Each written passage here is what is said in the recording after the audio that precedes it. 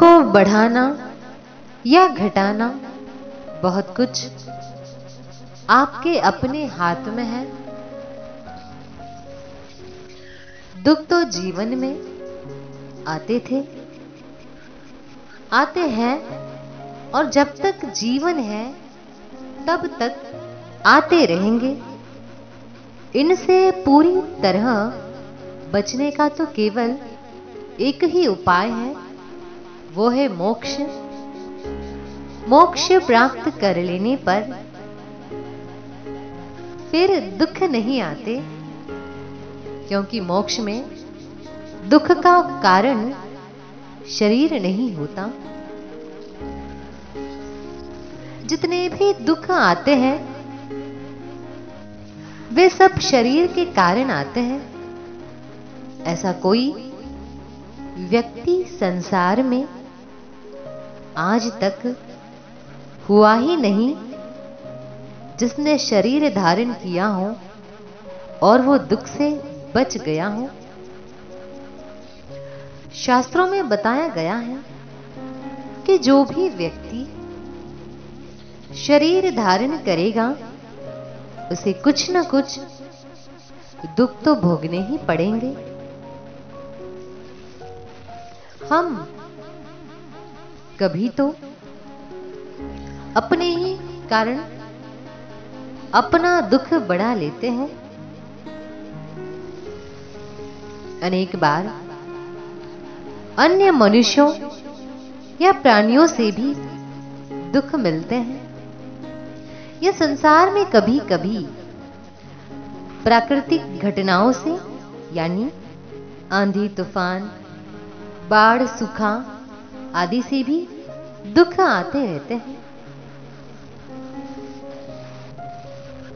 यदि हम बुद्धिमत्ता, दूरदर्शिता, सभ्यता, नम्रता आदि से सारे व्यवहार करें तो हम बहुत सीमा तक अपनी मूर्खता से होने वाले दुखों से बच सकते हैं।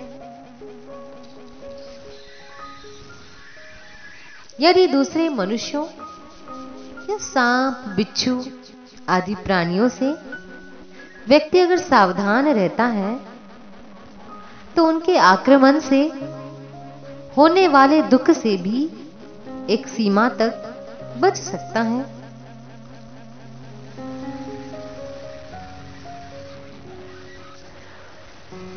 परंतु हम बच तभी सकते हैं जब अपने सोचने का ढंग ठीक करें।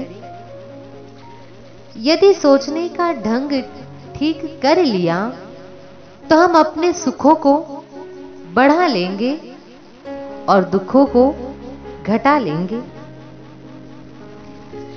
सुख को बढ़ाने तथा दुख को घटाने का उपाय यह है, जब भी दुख आए तो सबसे पहली बात चिंता ना करें, क्योंकि चिंता करने से समाधान तो कोई निकलता नहीं, बल्कि दुख और बढ़ते रहते हैं। इसीलिए सबसे पहली सावधानी ये रखें कि दुख आने पर चिंता ना करें। दूसरी बात, एकांत में बैठकर उन दुखों या समस्याओं पर गंभीरता से चिंतन मनन करना चाहिए।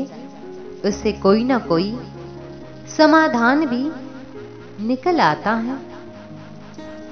ऐसा करने से वे दुख कम हो जाते हैं, हल्के हो जाते हैं।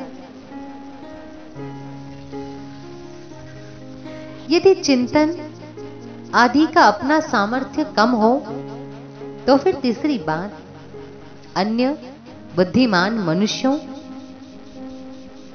मित्रों से सहायता लेनी चाहिए, क्योंकि वे आपको सही मार्गदर्शन देकर आपकी समस्याओं को दूर कर सकते हैं। इसके लिए हमेशा बुद्धिमान लोगों से सलाह लें। आपकी समस्या का कोई ना कोई समाधान निकल आएगा। संसार में ऐसा कोई ताला आज तक नहीं बना जिसकी कोई चाबी ना हो। इसी प्रकार सभी समस्याओं का कोई ना कोई समाधान अवश्य होता है। लोग उस समाधान को ढूंढने का परिश्रम नहीं करते, इसीलिए समाधान मिलता नहीं। यदि समाधान ढूंढने का परिश्रम किया जाए या बुद्धिमान लोगों की सहायता ली जाए या ईश्वर के बताए हुए मार्गदर्शन का सहारा लिया जाए, तो निश्चित रूप से कोई ना कोई समाधान निकल ही आएगा, जिससे आपके दुख समाप्त हो जाएंगे और आप सुख शांति से अपना जीवन जी सकें।